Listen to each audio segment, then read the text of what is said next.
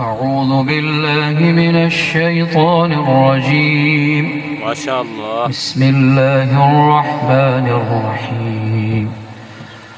ويل للمطففين الذين إذا اكتالوا على الناس يستوفون وإذا كالوهم أو وزنوهم يخسرون ألا يظن أولئك أنهم مبعوثون ليوم عظيم يوم يقوم الناس لرب العالمين. كلا إن كتاب الفجار لفي سجين وما أدراك ما سجين كتاب مرقوم.